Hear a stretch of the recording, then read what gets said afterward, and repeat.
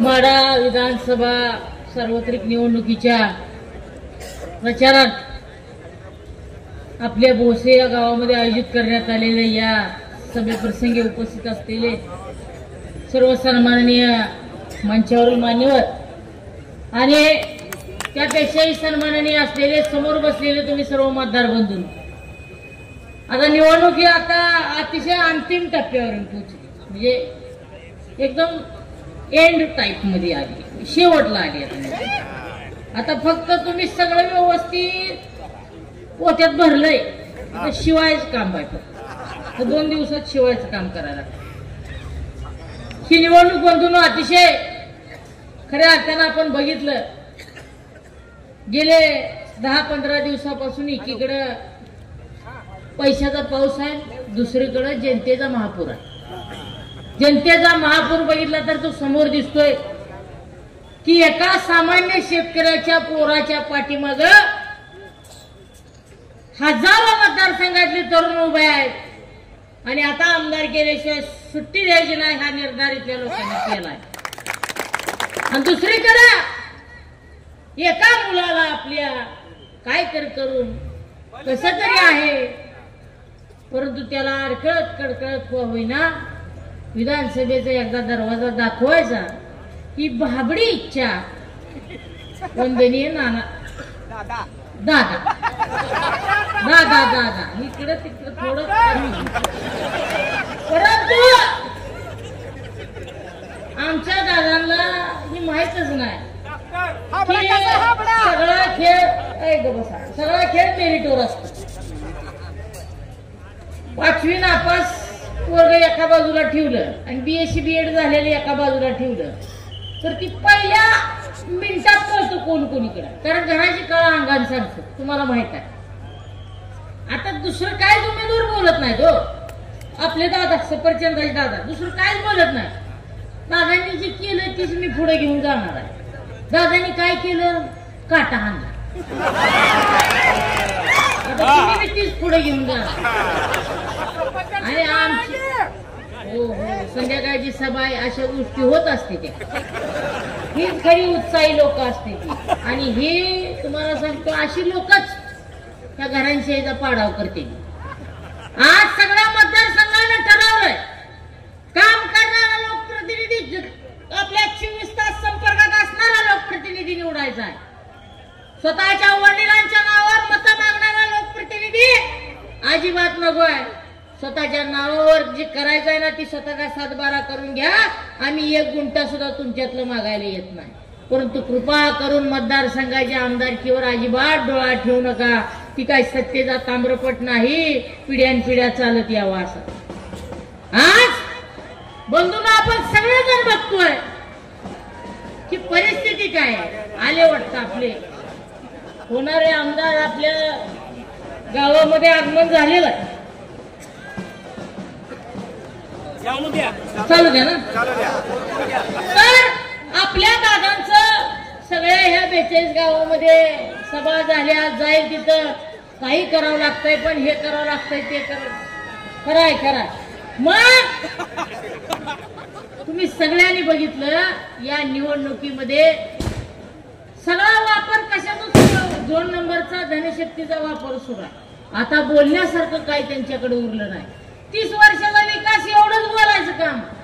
तुम्ही जर 30 वर्ष विकास कामाच्या भूमिका घेतल्या असत्या तर मला सांगा तुमच्याच मुलानं एका वृत्तवाहिनीला बोलताना तालुक्याच्या समस्यांचा, मतदारसंघाच्या समस्याचा पाडा वाचला असता का मला सांगा. वडील म्हणतायत 30 वर्ष झालं काम केलं आणि मुलगा म्हणतोय शैक्षणिक समस्या आहेत, कृषीच्या समस्या आहेत, त्या संबंधित आणि औद्योगिक सुद्धा समस्या आहेत. राहिलंय काय नेमकं, का केलंय काय नेमकं. एकच समस्या आहे मतदारसंघाला की इकडं तेवढं सुटलं पाहिजे. कारण फक्त भूल सापळा पाडायच्या. तुम्ही म्हणाले 6-7 कारखाने झाले, 6-7 कारखाने आबांचे सुद्धा, परंतु त्यांनी कधी काटा हाणला नाही. तुम्ही गोरगरिबांना असं जगूच दिलं नाही. त्याला वाटलं की आता जाताना डोळं भरून त्यानं चहा फी पाजला ट्रॅक्टर ड्रायव्हरला, इष्ट नाही जाती बरं का. त्यानं संध्याकाळी बघितलं पाहिजे 16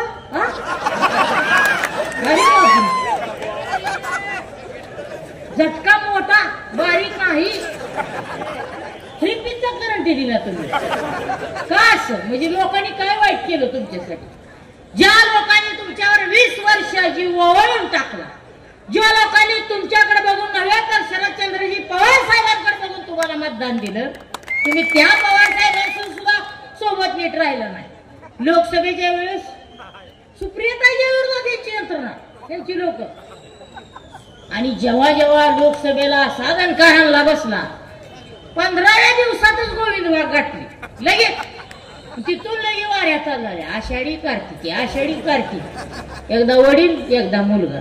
चालू आहेत प्रयत्न आमचे, चालू आहेत प्रयत्न चालू आहेत ते. परंतु पवार साहेब हे बंधूंनो महाराष्ट्राच्या इतिहासातलं जाणता राजा असलेले व्यक्तिमत्व. त्यांना उभा राहिलेल्या माणसाची हिस्ट्री 5व्या मिनिटाला कळते. आणि तुम्हाला तर 20 वर्षे त्यांनी जेललं हो बारक्या लेकरासाठी. सारखं तुम्हाला अक्षरशः खेळवलं. तुम्ही लगेच चालायला पाय फुटलं की तुम्ही त्याच घराला दरवाजा लावून इकडं सुटकी आणली. जनतेनं आता ओळखलं. मला सांगा चिन्ह कुठलं घेऊन उभा राहिले? सफरचंद चिन्ह आहे, ती ब्लॅक अँड व्हाईट चिन्ह आहे सफरचंद. मला सांगा सफरचंद कुठे घेऊन जातो सांगा मला? आपण दवाखान्यात जाताना घेऊन जातो ना सफरचंद. मला सांगा मतदारसंघ आपल्याला विकासाच्या बाबतीत पुढे न्यायचा आहे ना मतदारसंघात हॉस्पिटल करायचं आहे? अख्ख्या मतदारसंघात सगळी आजारी पाडून ठेवते 5 वर्ष, कुणाला मिळेल. आताशी कुठेतरी जनता कोरोनाच्या आतनं बाजूला निघून व्यवस्थित रांकीला लागली. तोवर ही विघ्न जर आणलं, स्वतःच्या मेरिटवर मत मागा, स्वकर्तृत्वावर मत मागा. परंतु तुम्ही कर्तृत्वाच्या गोष्टी बाजूलाच राहिल्या.